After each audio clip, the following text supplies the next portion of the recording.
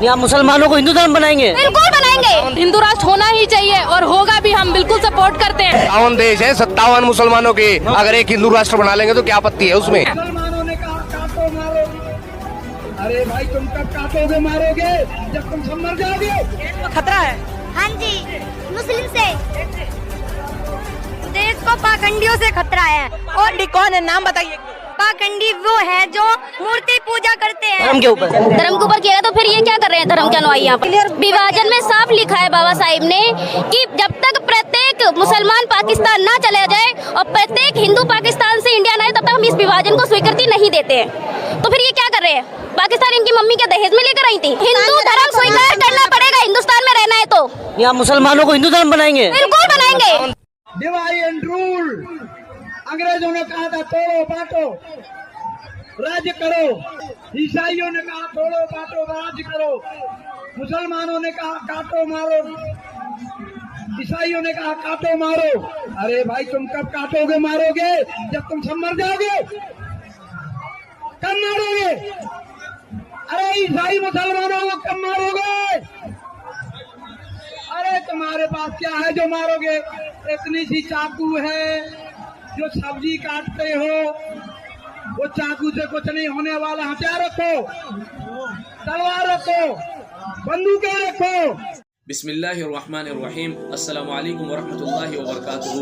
नाज़रीन, क्या वाकई ये बात सच है कि अब हिंदुस्तान में मुसलमानों का कत्लेआम होगा? क्या अब हिंदुस्तान से मुसलमानों को मारकर निकाल दिया जाएगा? नाज़रीन, अल्लाह के प्यारे नबी अहमद मुस्तफ़ा मोहम्मद मुस्तफ़ा सल्लल्लाहु अलैहि वसल्लम का फरमान आलिशान है कि तमाम मुसलमान एक जिस्म की मानिंद है कि जिस्म के किसी भी हिस्से में बेचैनी हो तो सारा जिस्म उस बेचैनी को महसूस करता है। जिस्म के किसी भी उज़्व में कोई तकलीफ हो तो सारा जिस्म उस तकलीफ को महसूस करता है। तो नाज़रीन, क्या हमने अपने मुसलमान भाइयों की तकलीफ को बर्दाश्त करने की, महसूस करने की कोशिश की? क्या हमने कभी अपने मुसलमान भाइयों को अपने दुआओं में याद रखा? नाज़रीन, कम से कम अपने नमाजों में और अपनी दुआओं में तो अपने मुसलमान को जरूर दुआओं में याद रखें कि अल्लाह पाक उनको जुल्म सितम से निजात दिलाए। तो नाज़रीन, आज की वीडियो में हम देखेंगे कि हिंदुस्तान में मुसलमानों के खिलाफ क्या क्या साजिशें की जा रही है। हिंदुस्तान में जो है हिंदू पंडित मुसलमानों के खिलाफ अपने कौम को किस तरह के भिका रहे हैं, किस तरह से भटका रहे हैं, और हिंदुस्तान में मुसलमानों के खिलाफ क्या क्या प्रोपेगेंडे किए जा रहे हैं। तो नाज़रीन, आज की वीडियो को बिना किसी ताखीर शुरू करते हैं, लेकिन उससे पहले आपसे गुजारिश है कि आप अगर इस तरह की हल्की वीडियोस में इंटरेस्ट रखते हैं तो हमारे चैनल को जरूर सब्सक्राइब कीजिएगा और वीडियो को आखिर तक जरूर देखें ताकि आपके इल्म में इजाफा हो सके। तो चलते हैं बिना किसी ताखीर आज की वीडियो को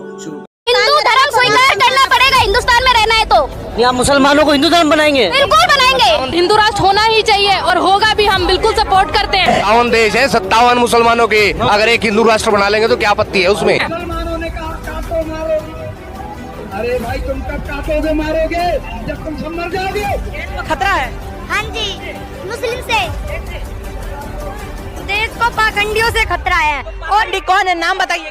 पाखंडी वो है जो मूर्ति पूजा करते हैं। धर्म के ऊपर किया तो फिर ये क्या कर रहे हैं धर्म के अनुयायी यहाँ पर? विभाजन में साफ लिखा है बाबा साहिब ने कि जब तक प्रत्येक मुसलमान पाकिस्तान ना चला जाए और प्रत्येक हिंदू पाकिस्तान से इंडिया ना आए, तब तक हम इस विभाजन को स्वीकृति नहीं देते हैं। तो फिर ये क्या कर रहे हैं?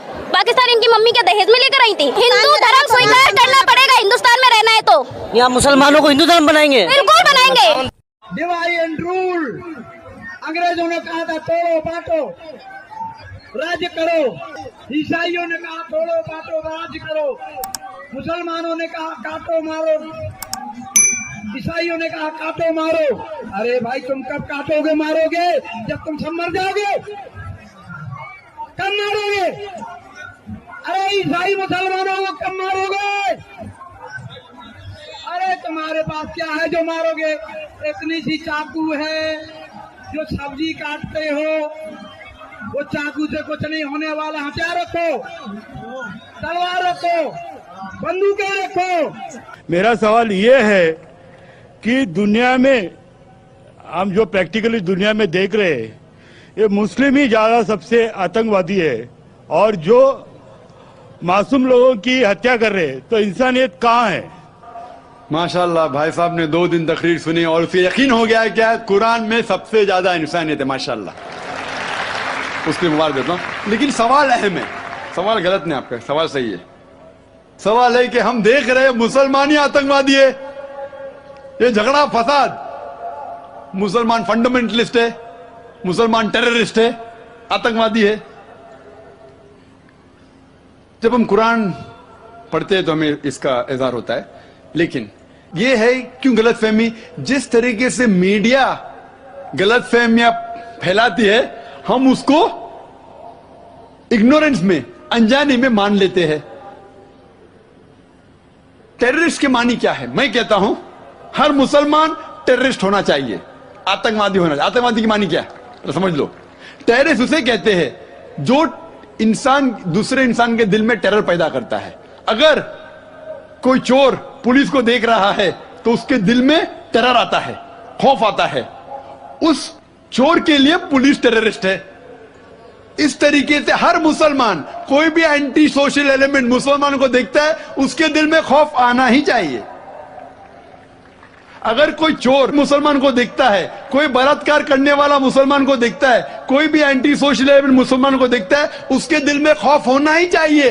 कुरान मजीद में अल्लाह ताला फरमाते हैं सूरह अनफाल में सूरह नंबर 8 आयत नंबर 60 में, खौफ पैदा करो उन लोगों के दिल में जो लोग एंटी सोशल है, जो हक को इनकार करते हैं, उनके दिल में खौफ डालो। लेकिन सवाल यह है कि कई बार एक शख्स एक काम करता है, उसे 2 लक़ब दिए जाते हैं। मिसाल के तौर पे हिंदुस्तान 60-70 साल के पहले अंग्रेज हम पर हुकूमत करते थे, कई साल किया। बहुत से हमारे इस देश के हिंदुस्तानी थे जो इस देश की आजादी के लिए झगड़ा कर रहे थे। इनको अंग्रेज कहते थे आतंकवादी, टेररिस्ट। हम आम हिंदुस्तानी कहते थे देशभक्त, फ्रीडम फाइटर, पेट्रियट। वही आदमी, वही काम, 2 लक़ब, 2 टाइटल। अगर आप अंग्रेज की बात मानते हैं, अंग्रेज कहते हैं हमें इस देश पे हुकूमत करने का हक है। अगर उनको हक है तो ये लोग को हम टेररिस्ट बिल्कुल सही कहेंगे। लेकिन आम हिंदुस्तानी कहता है ये अंग्रेज तो तिजारत करने आए थे, इनको हम पे हुकूमत करने का क्या हक है? तो हम कहेंगे ये लोग हैं देशभक्त, फ्रीडम फाइटर्स, पेट्रियट्स। सेम आदमी, सेम काम, 2 लक़ब।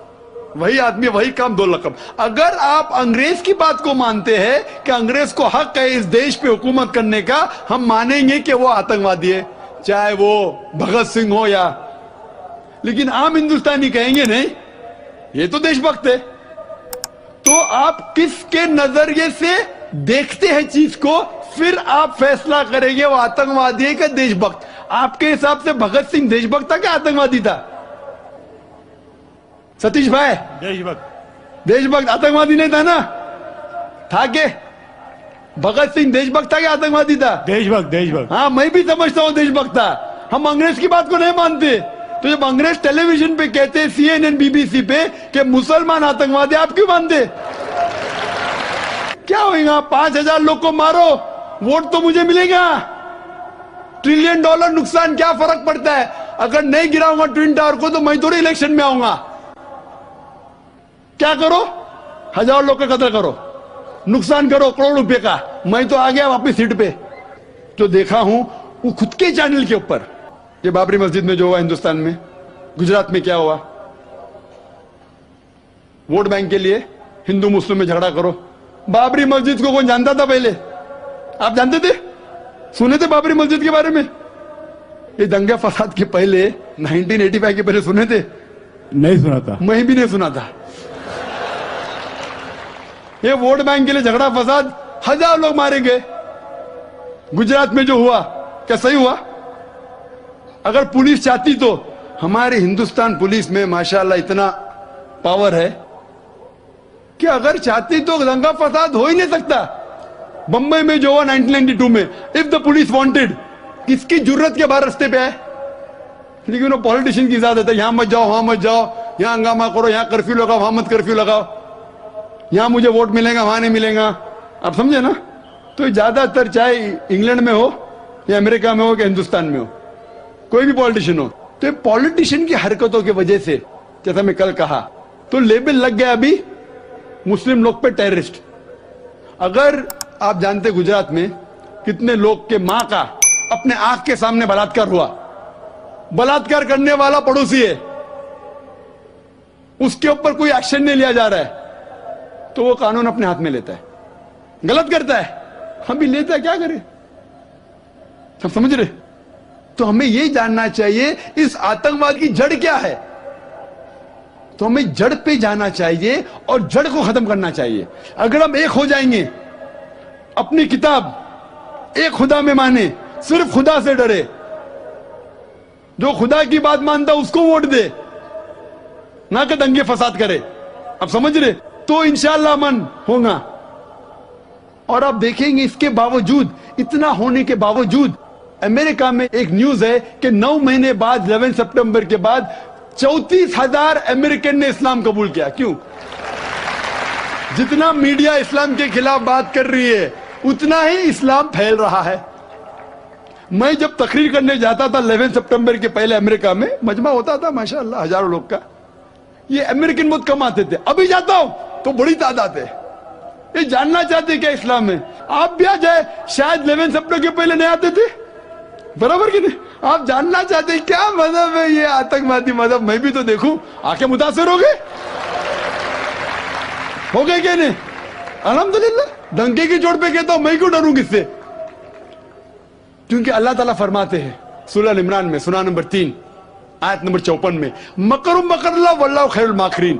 उनने प्लान किया, प्लानिंग की, अल्लाह ने भी प्लानिंग की। सबसे बेहतरीन प्लानर अल्लाह है। ये वेस्टर्नर्स प्लानिंग कर रहे हैं कि इस्लाम को दबाने को, इस्लाम और बढ़ रहा है और फैल रहा है। जितने दबाने की कोशिश कर रहे हैं, फैल रहा है। मीडिया कहती है कि इस्लाम में खवातीन के हुकूक नहीं है। 2/3 ऑफ द पीपल एक्सेप्टिंग इस्लाम, 66% के ऊपर जो लोग इस्लाम कबूल कर रहे हैं अमेरिका और यूरोप में, वो वुमेन है, औरतें। अगर औरतें को हुकूक हक नहीं मिलते इस्लाम में, तो ये अमेरिकन औरतें इस्लाम क्यों कबूल कर रहे, यूरोपियन औरतें क्यों कबूल कर रहे? क्योंकि इनको इस्लाम में जितने खराबी दुनिया में है उसका हल मिल रहा है। योन रेडली थी एक ब्रिटिश रिपोर्टर जो अफगानिस्तान में गई थी रिपोर्ट करने के लिए तालिबान के वक्त। जिस तरीके से सलूक किया तालिबान ने उनके साथ, मैं तालिबान का दोस्त नहीं हूं भाई, तो आप बोलेंगे तालिबान का एजेंट आ गया। मैं ना बिन लादेन को जानता हूं ना कोई तालिबान को जानता हूं, हक की बात कहता हूं, डरता नहीं हूं। अगर ब्रिटिशर्स ने कहा कि भगत सिंह टेररिस्ट है, मैं उनके खिलाफ हूं, डरता नहीं हूं। तो योन रेडली ने इस्लाम कबूल किया, बाद में गई थी खिलाफ लिखने के लिए, मुतासिर हो गई, मुस्लिम बन गई। तो इसीलिए हमें हक की तहकीक करना चाहिए और हमें जो लोग हक के खिलाफ है उनके साथ जंग करना चाहिए, तभी इस दुनिया में अमन होगा।